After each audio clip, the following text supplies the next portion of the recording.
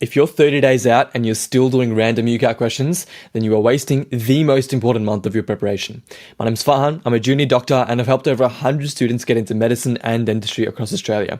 And today, you're going to learn how to make a personalised 30-day UCAT calendar based on what your current scores are, when to do your mocks, how to fix your weaknesses, and how to build up to testing day.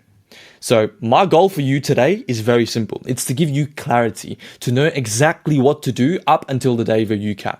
My intention is to help you maximize your resources, maximize the time remaining, prioritize effectively so that you can peak at the exact right time. Not too late, not too early. So in terms of what I'm going to go through in this video, I'm going to go through a game plan for 3 different individuals based on your score range and what kind of mentality you might be in at the moment. I'm going to give you some general advice, the very next step that you can take, and then what your overall peaking strategy should be.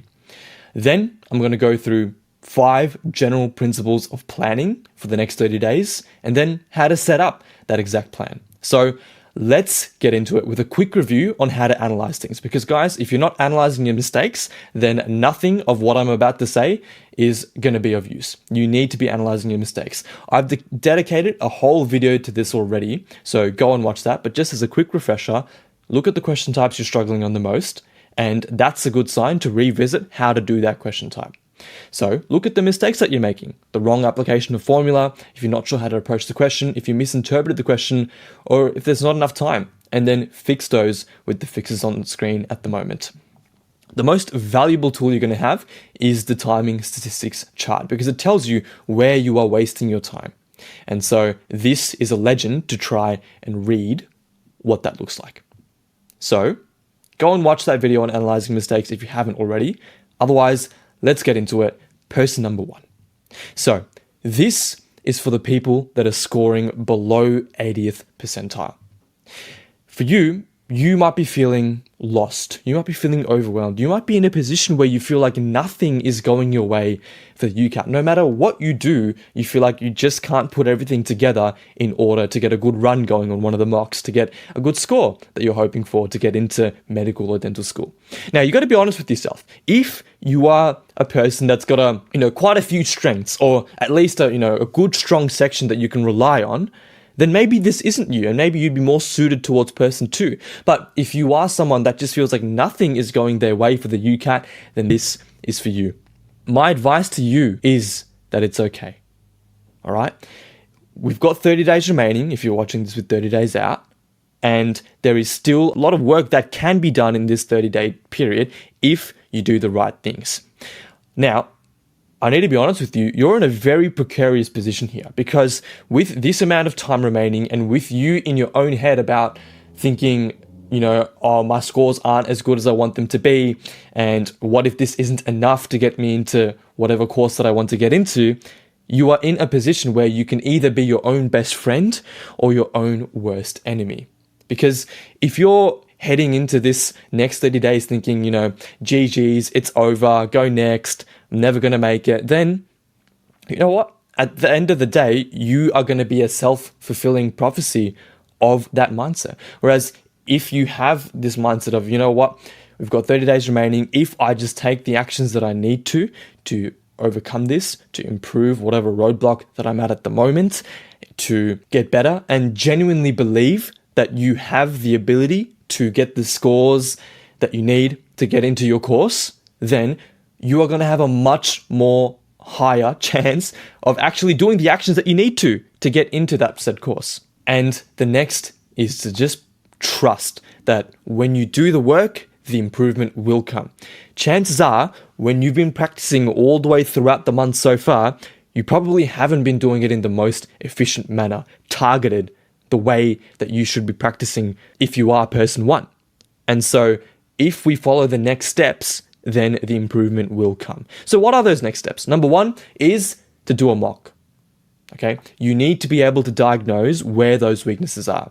Then you do the mistake analysis that we just went through at the start of this video. Again, if you want a more in-depth, then go watch my video on that. And then what you need to do is just pick one weakness to work on. Look, candidly, transparently, if we're scoring below the 80th percentile, there are going to be a lot of mistakes that we can work on. right? Chances are it's not just because you can't do syllogisms and the rest of your UCAT is perfect. There's going to be many mistakes. So don't overthink it. Just pick one mistake that you want to work on for the next 1 or 2 days. Work on that mistake and then do another mini mock or another mock to gauge your progress on how you've gone. Now, if you're struggling to think about what specific question type that you actually want to improve, my suggestion would be to prioritize reading comprehension questions in verbal reasoning and the skills pertaining most to those, like topic mapping and the low pass first strategy. With decision making, syllogisms and interpreting information questions make up so much of the bulk of the marks that it would be silly not to focus on them. And then percentages questions come up a lot for quantitative reasoning as well. So just pick one. You're going to see that a recurring theme throughout this entire video is going to be really honing down on your weaknesses. And now, if you are in this score range, then we're going to have quite a few weak links to choose from. So just pick one. Now, that number one here is very important because if we pick multiple things to work on, then that's the trap that we're going to fall into that we've probably been doing for all of our preparation up until now. Because when we've got so many weak links, we try little bits here and there to improve all of these different question types, except we don't give the focus and attention required to actually get better at that one thing. Instead of trying to do all 6 question types of decision making in one go, why not just dedicate 1 or 2 proper sessions, a good maybe 2 or 3 hours to getting good at these syllogisms so that next time you do a mini mock or a mock, you actually feel more confident and more ready and more accurate in your responses. And I think what that looks like is instead of trying to go for a broad approach like this, what we really need to be doing is getting the sum of all of these arrows, adding it up, and then putting all of that intention into one particular weak link. And I can guarantee that you are going to improve faster this way. Now, for person number 1, your peaking strategy is going to be as follows. You do not need to use all of the resources that you have. Guys, I have seen students have both Medify and MedEntry and go through all of the questions that they offer and still get a score not enough for medical school. So for you, it's not a game of trying to get through every single question that you can, because that doesn't necessarily correlate to the improvement that we see in the UCAT.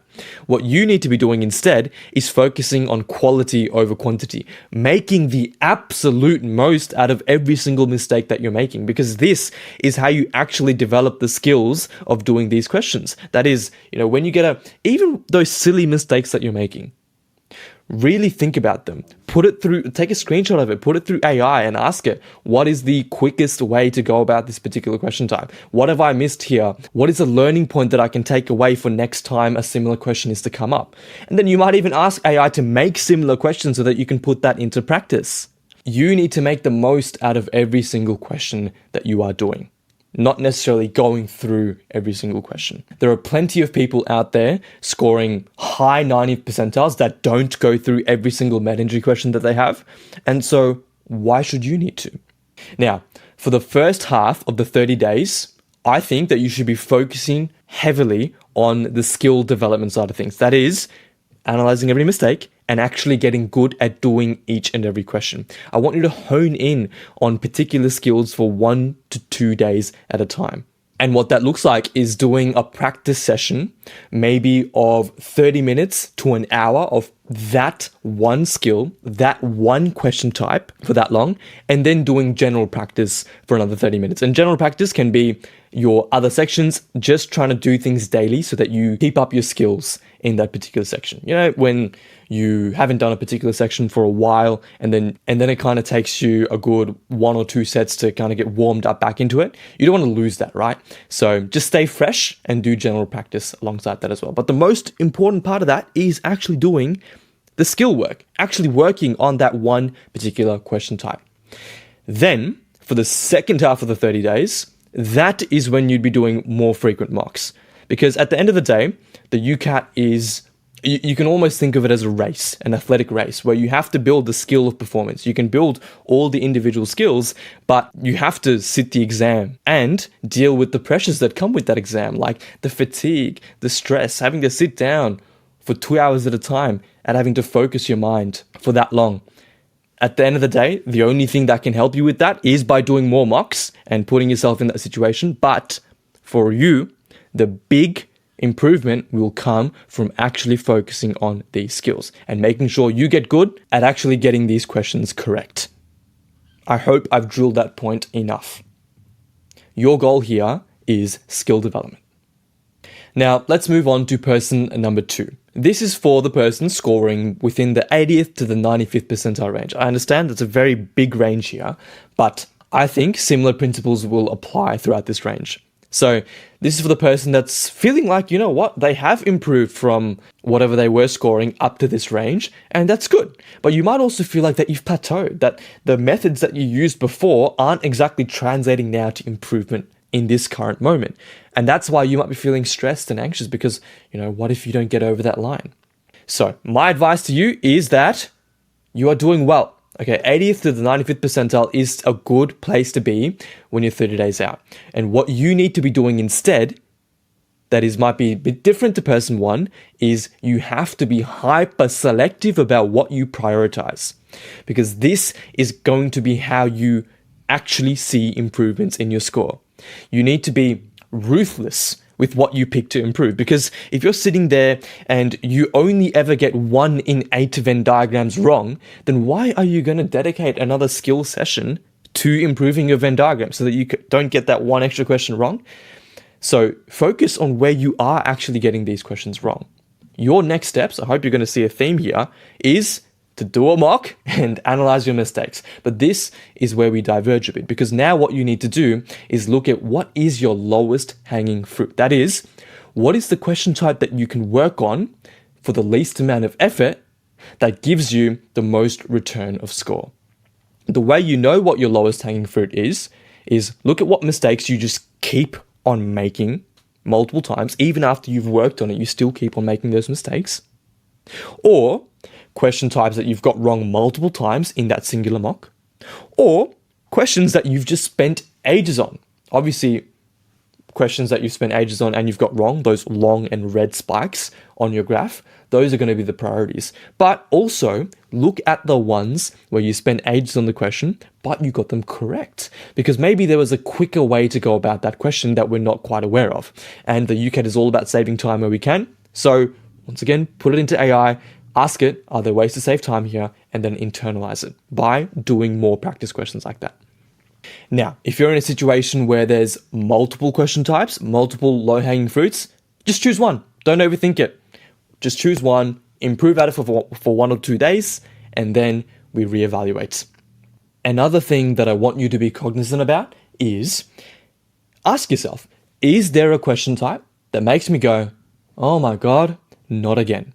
Because if there is a question type like that, then it can mean one of two things. Number one, it's probably the thing that you need to do the most. Or number two, it's a question type that you should just probably consider skipping altogether when it comes to game day. Again, if you haven't seen my video on skipping strategies, then go watch that. It's on my channel somewhere. But if it's a question type like that and it doesn't account for many questions in the actual UCAT, then you can consider skipping it altogether. For me, my oh my God, not again was the entirety of verbal reasoning. So actually, that I can't skip all of verbal reasoning, right? So that was my sign to prioritize verbal reasoning in my practice.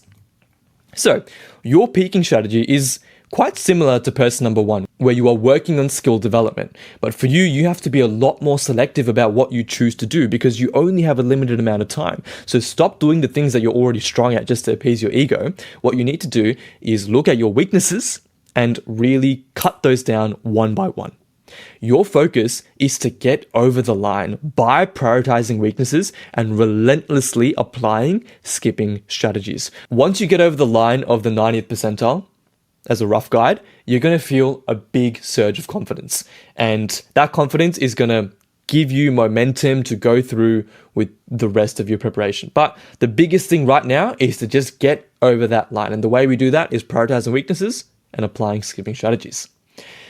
So your goal is to prioritize your weaknesses. Now, let's move on to person number 3. This is for the person scoring above the 95th percentile.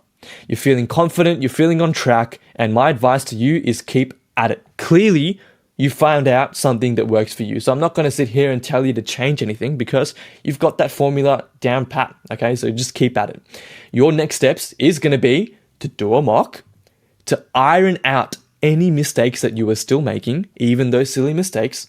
So be hyper specific about what you're choosing to improve. And then from there, what you do is you focus on exposure, exposing yourself to harder questions in the UCAT. And the way you do that is literally just by doing more and more questions. Because if you're still making mistakes, chances are those mistakes are on the harder questions. You've got literally the majority of the questions down pat. So the way you get better at that is by exposing yourself to those harder questions, figuring out how to do them so that if it does come up on the UCAT, you've got a mental model of how to actually go about that particular question. Now, your peaking strategy is going to be a bit different to person number 1 and person 2. You are the person that is the most susceptible to complacency. So you cannot let this slip. When you're sitting there on your little high horse of 95th percentile and thinking, you know what, nothing can go wrong on the day, you are exactly the kind of person that's going to rock up on the day of the UCAT and you're going to stress out, something's going to go wrong, you're not going to feel prepared, and then you're not going to get the score that you need. So what you need to be doing is absolutely prioritize the UCAT. Make sure that you can keep your skills up all the way up until testing day. Make sure that you're doing mocks all the way throughout, because the last thing you want to do is lose this edge that you have. And so if you keep up with your UCAT practice, maybe you can even push your score even further and make yourself absolutely unbeatable. So avoid complacency at all costs. You still need to prioritize the UCAT. Ask anybody in med or dent today, and they will tell you they do not regret a second of prioritizing their UCAT. From there, then you maximize your resources. This is where you just do more and more questions so that you can get more exposure to all these harder questions and then get better at them. So person number 3, here's your goal. It's to completely eliminate those weaknesses, and then, and only then, focus on exposure. That is doing more and more questions so that you can see those harder question types and be ready for them if they come up. Now, no matter if you're person 1, 2, or 3, hopefully you can see that a recurring theme here is to do a mock and actually do the analysis. Now, if you don't already have a question platform to do these mocks on, that gives you this analysis up front, then you can use the code Farhan for 10% off MedEntry. That said, let's go through 5 general principles that I want you to keep in mind when making your plan. So we're going to go through these 5 one by one, starting off with intensity. So throughout the next 30 days, you need to ramp up the intensity with which you practice. That means doing longer sessions, doing more questions in sessions, doing more mocks and mini mocks as well. Because the UCAT is a very intense exam. It's very mentally taxing to sit there for 2 hours to focus at that high level. So we want to ramp up this intensity because you want to be prepared for when you do the UCAT. Your full mocks are going to be the best tool to do this. I'd suggest maybe concentrating them more near the end if you've got a limited number of mocks to do. But they're always going to help you build that fatigue resilience. Now, I've got a video on this, how to make the most of every single mock. It's the same video as analyzing those mistakes. So go watch that next if you want to learn how to make the most out of every single mock you do. Principle 2 is burnout. Now, when it comes to the frequency of your practice, I'd suggest in the last 15 days, doing a mock every other day, and then on the off day, working on these weaknesses. I know that a lot of people suggest doing a mock every day. I just think that can get quite intense and it can lead to burnout. That's my personal take on things, where if you're doing one mock a day, you're not really giving yourself time to analyze and reflect. If you're doing more than one mock a day, that's like potentially dangerous territory, where you might be falling into the trap of going through the motions, doing mocks for the sake of doing mocks, expecting to see your scores get better, but not actually getting anywhere, because we're not following the principles of the 30-day plan that we literally just outlined. I'd say doing any more than 2 mocks a day is dangerous. You don't get anything out of that, so just avoid that. The reason you want to avoid this burnout is because the last thing you want to do is, having done all of this practice, head into the UCAT feeling terrible, feeling like The UCAT is the last thing that you want to see because you're so jaded from all of the practice that you've done. Because, if you burn out and get a score that was below what you know that you were capable of, there's no one on the other side of the UCAT testing that goes, oh, you know what? Let me have a look at their med entry. They've done every single mock. Okay, I might give them a chance. There's no golden trophy for having done every single mock. The only score that matters at the end of the day is that score that you get at the end of your UCAT. So build up towards it, and that looks like avoiding burnout. All right. And principle number 3 is priority. You want every single practice session to have a focus. That is, what skill do I want to build? What question type do I want to work on? And then you want to fulfill that focus via a mini mock or a mini mock equivalent of timed questions, or just a specific focus onto that question type. Could even be untimed just to explore that question type a bit further. A common question that I get is, how long should I be practicing the UCAT daily? Now, my answer to this is as long as it takes. And I found that in this period of time, it took me around 1 or 2 hours a day of UCAT practice daily after school to fulfill whatever focus I had for these sessions. And it's at this point where I get a common point of pushback from students, which is, but Farhan, that's a lot of time. Guys, I don't make these videos for fun. I don't get a kick out of telling you to do more UCAT practice than you need to do. I know you've all got lives to live, but I'm begging you, I'm pleading you, as someone that has gone through this process myself, as someone that has helped 100+ students get into the medical and dental courses that they want, prioritize the UCAT for just this month. Put the ATAR or your GPA stuff on the back burner for this month, because the amount of opportunity that you can unlock from getting a good UCAT score, it's literally infinite. Okay, so prioritize the UCAT, even if that means spending 1 or 2 hours per day to make sure that you fulfill the focus of every practice session.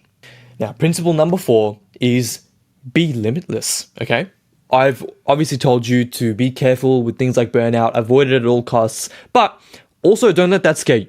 If you want to do more, then do more. If you're the kind of person that's got that dog in you and you want to do more than 2 hours of practice and you're still seeing improvement by doing so, then by all means, do more. Utilize the resources that you have. If you want to do 2 mocks a day and you've got the time for it, then sure, do it. But do it with the understanding, knowing that the second mock you do during that day is not going to be your PB.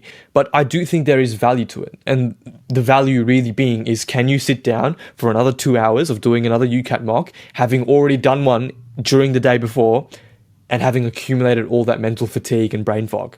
Because if you can deal with the UCAT mock when you're tired, when you're a bit lethargic, when you want to go to sleep, then when you're actually fresh, ready for the day, then the real UCAT won't feel as difficult. So be limitless. Don't let me limit you from doing the practice that you want to do. Just be careful of burnout. And last and arguably most important principle here is skipping. So I want to say around 15 days out, you're going to get more out of focusing on skipping strategies than over improving individual question types. Let me try and drive this home with an analogy, right? So in the 100-meter sprint, contrary to popular belief, you're not actually running full pelt 100% maximum force the entire time. There's actually a phase at the end of the race, the top speed phase, where tensing up can cause you to lose time instead.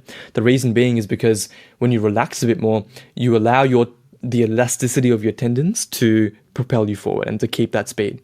So for copyright reasons, I haven't included the photo of Usain Bolt looking over to his left while everybody else is tense and chasing him, while Bolt is smiling while he's winning the race. But it just goes to show that that last leg of the race is where doing other things, focusing on other things than just pushing and pushing and pushing, might actually get you more bang for your buck. And the application to the UCAT looks like focusing on skipping strategies instead of the individual question types in the last 15 days. I've got a whole video dedicated to skipping strategies, so watch that after this one if you want to know more about that. The way I look at it is, even if you feel like your actual score is not improving as much as you want it to do, there is a potential score that you have. And every single practice session that you do increases that potential score. Every single practice session you do.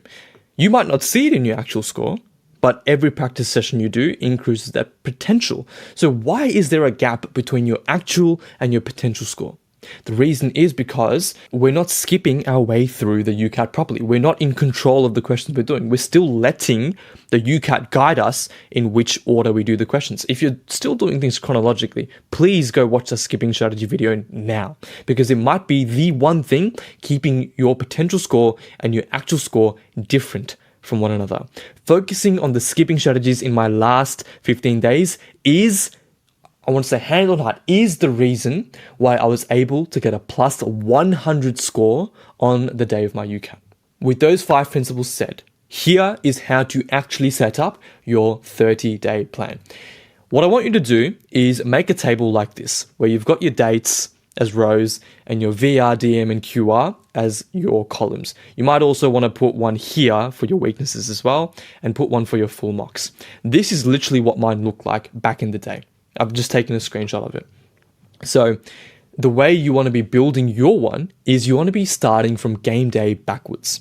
So work your way backwards from there. The first thing that I'd be doing is leaving official mocks C and D as the ones that you do before the actual UCAT, because I find that the official mocks are actually quite similar to the real UCAT. I'd also suggest keeping the day before the UCAT free. Don't do a mock, because it keeps you mentally sharp for the real UCAT. That's worked for me. It's worked for a lot of my students as well. So make of that what you will. And then from there, you want to build backwards. So working your way up and following a study schedule that actually works for you. You can see that I have filled out what I actually want to get done as a schedule per my sections. So that might look like doing a mini mock, denoted by MM, or doing a mini mock equivalent of timed questions, and then doing full mocks every 2 or so days as well. So that is how I'd be setting up my plan. So here are just a couple of traps the students can fall into when it comes to the last 30 days that you want to avoid. Number 1 is doing random questions or mocks with no intention or focus. Number 2 is spamming full mocks in the last few days of prep, thinking that that is what is going to get you across the line. And number 3 is ignoring your weakest question types because they feel uncomfortable. In fact, that uncomfortable feeling, that sinking feeling in your stomach when you see a question type, is probably the sign that you need to work on that section or that question type the most. So here are your do's and don'ts. Do a mock and then analyze those mistakes. Do follow your plan, and do build a backwards calendar leading up to test day. Don't try to maximize resources at the expense of the quality of your practice, especially if you are person number 1 and 2. Don't do more than a mock a day unless you are specifically trying to deal with the fatigue element of things, and don't practice without clear intention of what to improve. So here are your next steps. Do a mock, analyze your mistakes, fulfill your personal next steps, and build your backwards calendar. Now, if you want all of my frameworks for the UCAT in one place so that you can actually help improve at these weaknesses one by one, then you can click the first link in the description below for all of my frameworks on one page.